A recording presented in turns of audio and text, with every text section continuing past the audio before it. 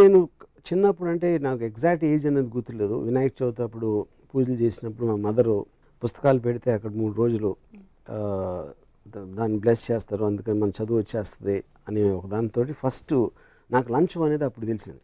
అంటే ఇలా చేస్తే అలా అవుతుంది అనేది మొదటి ఆస్పెక్ట్.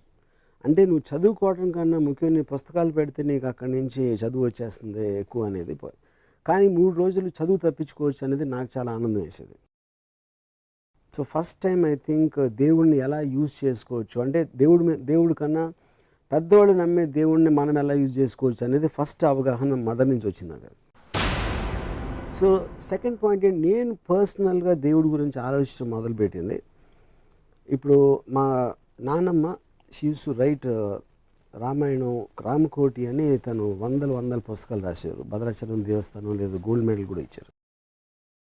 ఆవిడ నాకు తెలిసినప్పటి నుంచి ఆవిడ రాయటమే చూసాను. ఏం చేయరు, పొద్దున్న లేసి రామకోటి రాయటం మొదలెడతారు రాత్రి నిద్రపోయే వరకు. And she got a paralysis in the last stages of our life.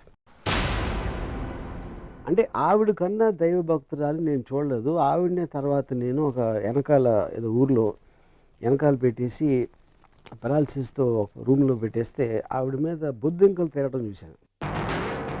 So first time అసలు నాకు హోల్ కాన్సెప్ట్ ఆఫ్ ఏంటి దేవుడిని పూజించిన ఈవిడికి ఎలా అవుతే ఏంటి అసలు దేవుడు అని అప్పుడు ఫస్ట్ ఆలోచించడం మొదలెట్టాను.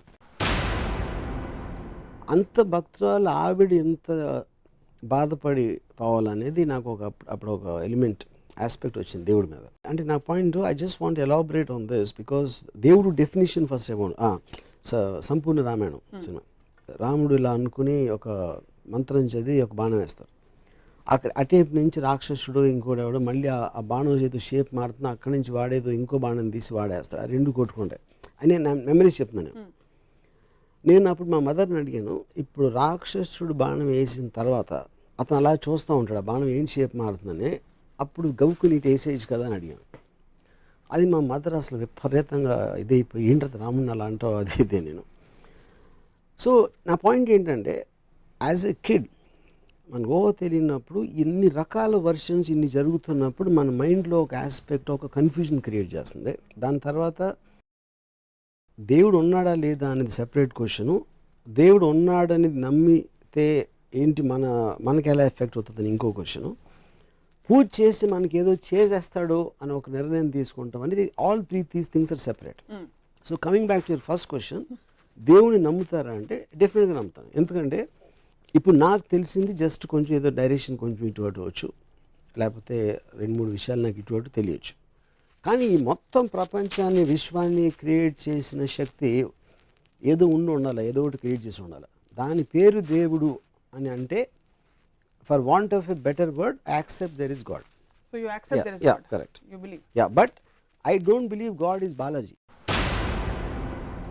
I don't believe God is Ganapati. I don't believe నేను డెఫినేషన్ ఏమిస్తున్నానంటే దేవుడికి whichever force created this entire thing. So మీరు బ్రహ్మ సమాజం అంటే నాకు తెలియదు. బ్రహ్మ సమాజం అంటే నిరాకార భగవంతుడిని కొలిచేవాళ్ళు బ్రహ్మ సమాజం. I'm not getting in to the aspect. నేను నా పర్సనల్గా తీసుకుని డెఫినేషన్ చెప్తున్నాను, నేను క్రియేట్ చేయట్లేదు. నేను నమ్మే నాకు అర్థమైన ఆస్పెక్ట్ నేను చెప్పేది. సో సెకండరీ పాయింట్, ఇప్పుడు మోస్ట్ ఆఫ్ ద పీపుల్ దేవుడిని నమ్మేటప్పుడు తిరుపతి వెళ్తారు, లైన్లో నుంచి ఉంటారు, దర్శనం చేసుకుంటారు, లేకపోతే సాయిబాబా గుడి, లేకపోతే కొబ్బరికాయలు కొడతారు. అదేంటంటే వాళ్ళందరూ చాలా ఎగోయిస్టిక్ అనే ఉద్దేశం. ఎందుకంటే ఇన్ని కోట్ల జీవరాశులు ఉన్నప్పుడు మీరు కొబ్బరికాయ కొట్టినప్పుడు మిమ్మల్ని బాగా చూసుకుంటాడో, లేకపోతే మీరు చేసిన తప్పుల్ని క్షమించేస్తాడో, లేకపోతే మీకు లేని ఆస్తుల్ని ఇచ్చేస్తాడో, లేని ఆనందం ఇచ్చేస్తాడు అనుకోవటం అనేది చాలా మూర్ఖత్వం అనేది నా ఫీలింగ్.